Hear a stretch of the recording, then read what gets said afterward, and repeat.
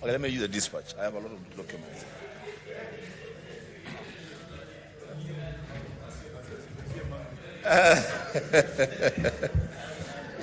Mr. Speaker, I thank you. I thank you, Mr. Speaker, for allowing us to provide leadership. Mr. Speaker, we are doing this at a time that the people of Kenya feel, and rightfully so, that leaders have used them and dumped them. They feel that, Mr. Speaker, that they held the ladder for us to climb to the top of the tree and appropriate fruits for everyone. But when we got to the top, we kicked the ladder and we are eating the fruits alone, enjoying the fruits of their labor and vomiting on their heads. Mr. Speaker, this is a time of crisis. And at a time of crisis, the leadership must be demonstrated. We are here, Mr. Speaker, as the upper house, as senators of the Republic of Kenya, to provide that leadership. Mr. Speaker, we are hearing a lot of things from young people, from our constituents, and we cannot pretend that the things that these people are saying don't make sense to us. These things are sensible. I want to address myself, Mr. Speaker, to 3 issues in that motion. First, Mr. Speaker, is on the Finance Bill 2024-2025, which was a monster that triggered the crisis that this country finds itself in. If the National Assembly, Mr. Speaker, had listened to the people, we would not be where we are today. As a Speaker, that's a point at which I want to respectively, as a leader, differ with the President on his comment during the interview. And 4 members of the National Assembly who voted in support of the finance bill would be our future heroes. Mr. Speaker, those 204 members of the National Assembly who voted yes for this bill are sellouts. They have failed this country. They have failed their constituents. They have reason to apologize to this country. As a Speaker, we are where we are, deep into a crisis that threatens to tear our country apart.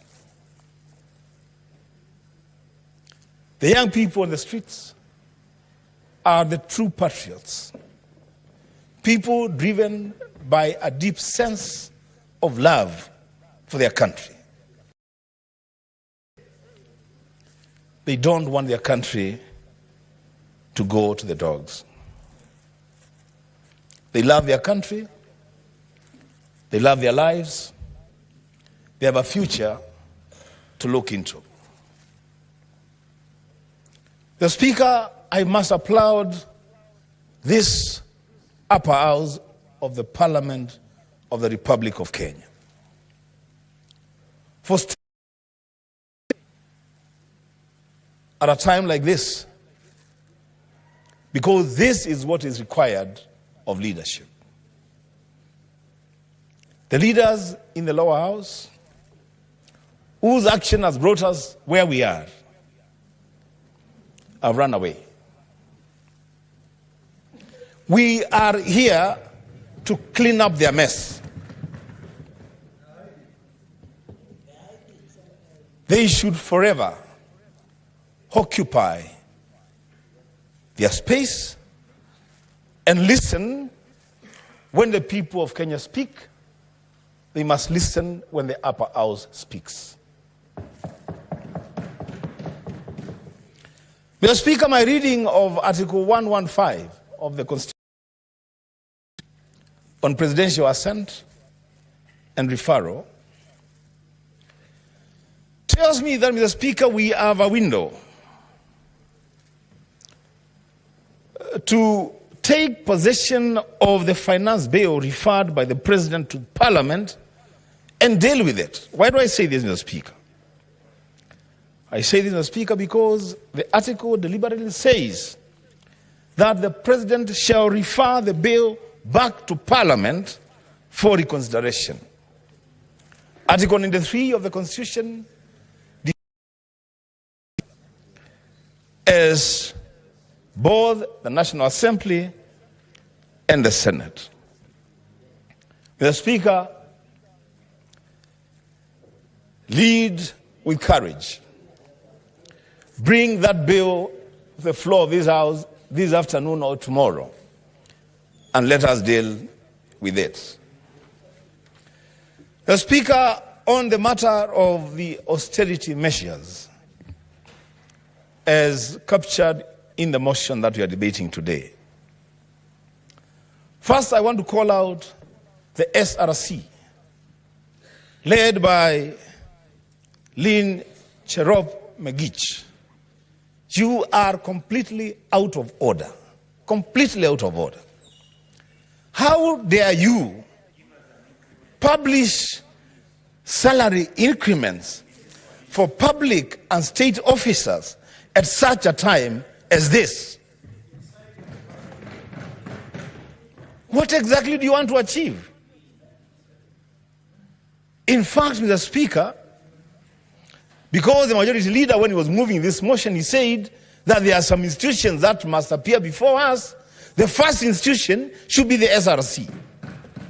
Who has sent them to fuel discontent in the country at a time that this country is bleeding? Who does that? Mr. Speaker, I want to echo the words of my leader, the minority leader in the Senate. We as senators, and we will pass it as a resolution at the end of this motion, we are not interested in that pay rise. We are not interested.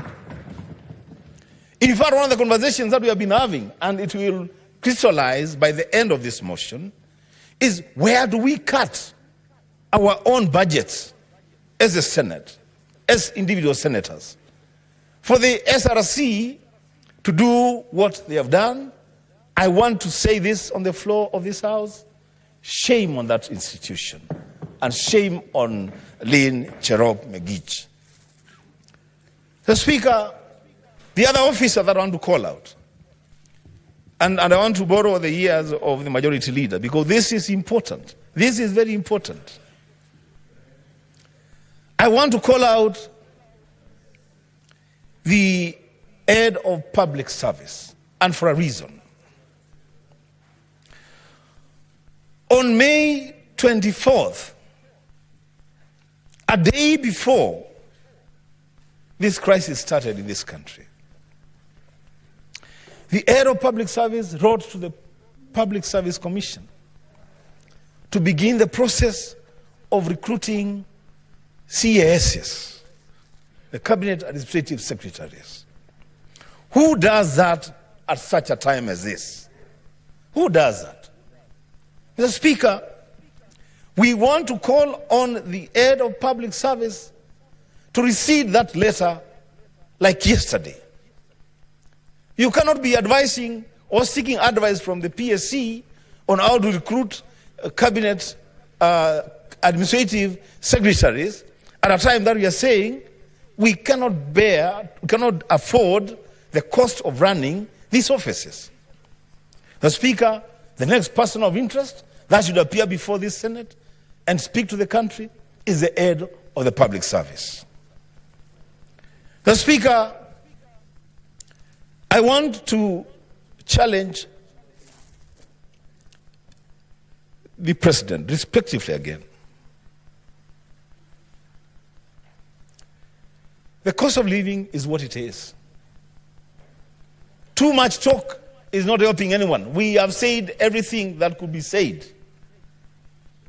It is time for action. And there are things that I know the president can do and bring down the temperatures in this country. One of the things that he can do, even today, is to reduce the size of his cabinet. Mr. Speaker, the Constitution, Article 152, gives the president the minimum number of cabinet secretaries and the maximum number. He can appoint between 14 cabinet secretaries and 22 cabinet secretaries. As we speak now, we have 21 cabinet secretaries. As Speaker, I want to call on the president, as a demonstration that he has listened and understood what the people are saying.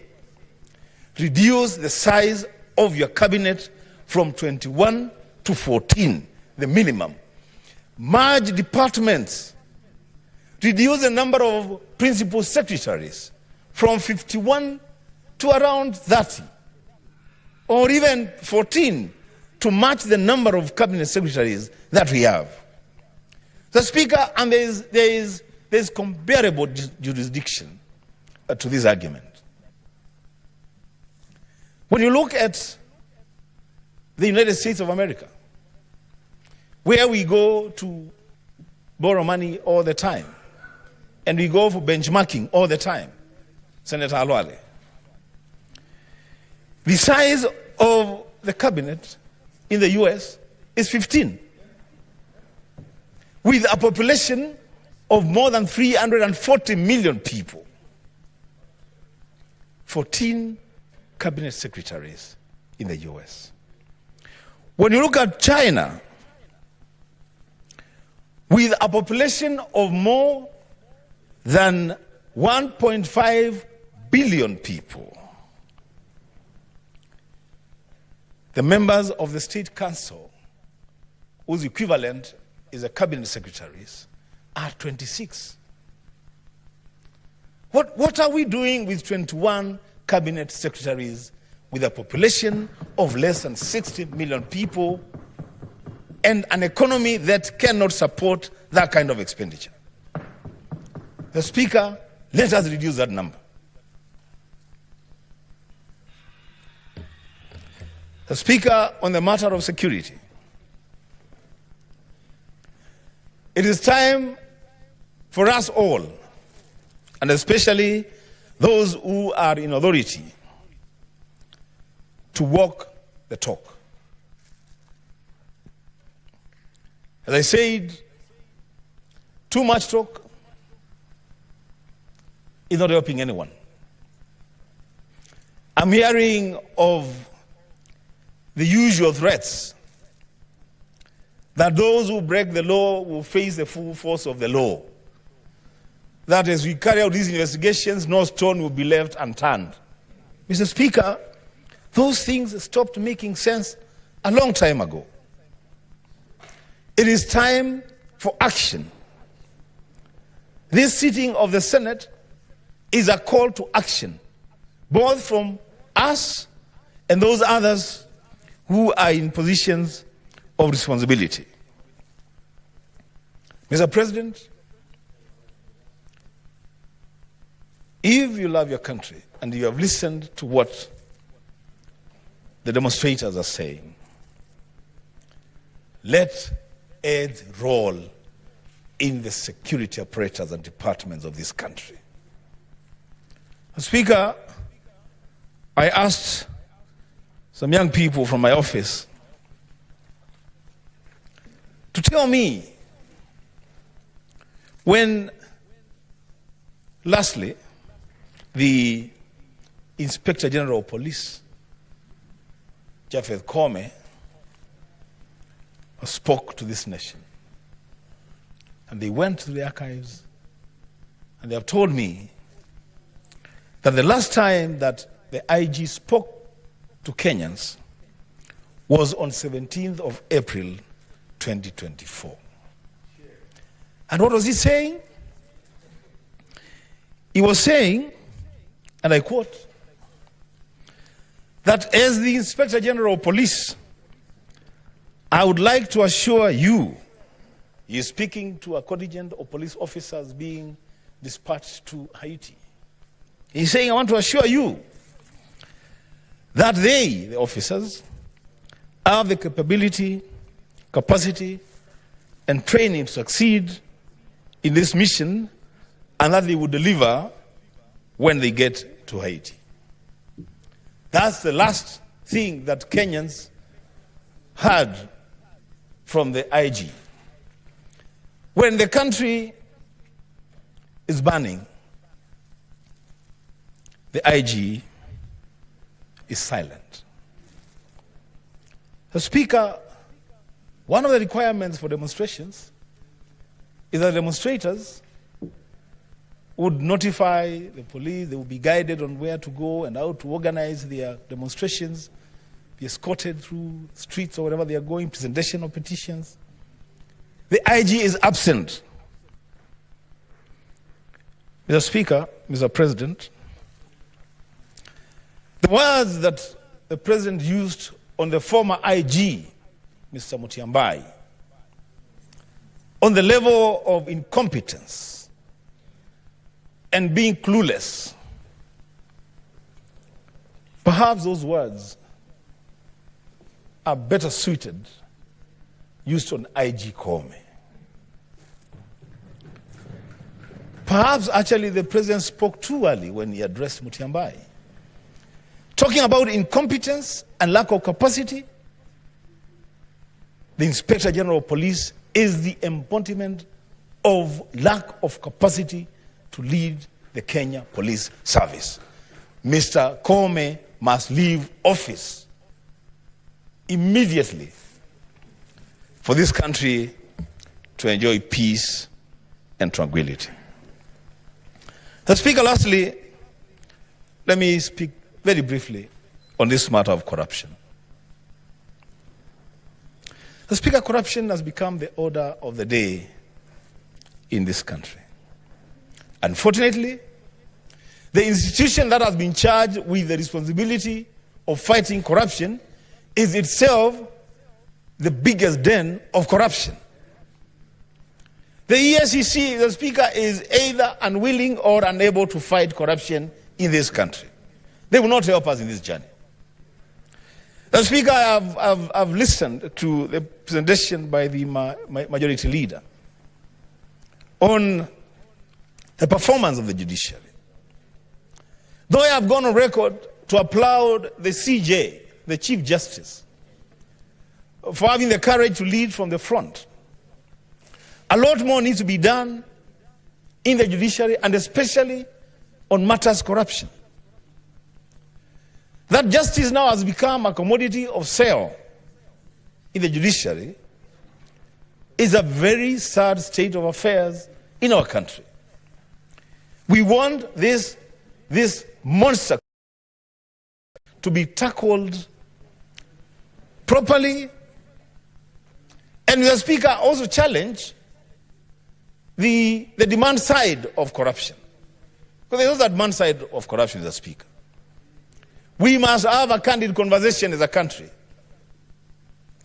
When churches and schools and hospitals and all manner of institutions, when they look at their members of parliament, the people serving the public service, as the people who are supposed to give them money in Arambes to do all these manner of things every weekend, every day of the week, where is it that we expect these people to get this money from? Mr. Speaker, we must have a national dialogue, a national conversation on how to fight corruption. But lastly, Mr. Speaker, the Speaker, including what Senator Onyonka has said, but more seriously and more importantly, this thing about members of parliament, about public officers being expected to dish out money in Harambes every day,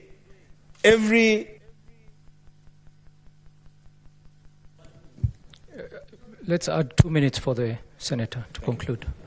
Thank you, the Speaker, for indulging me. So this idea of members of parliament being seen as moving ATMs, people who have so much money to just give, to people. Mr. Speaker, that will not help us.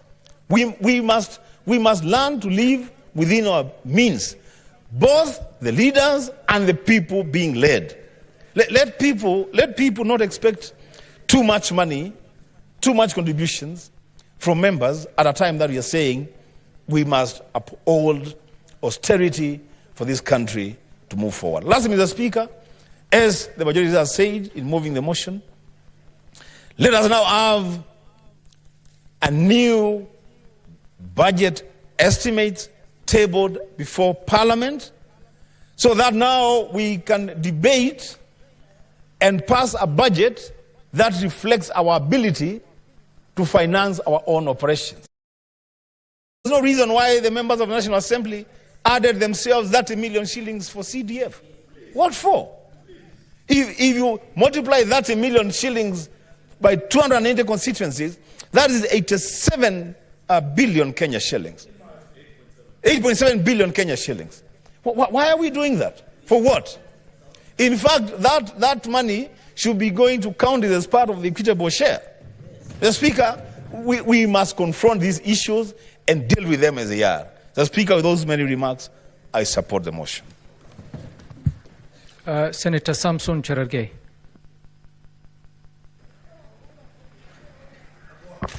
Mr. Speaker,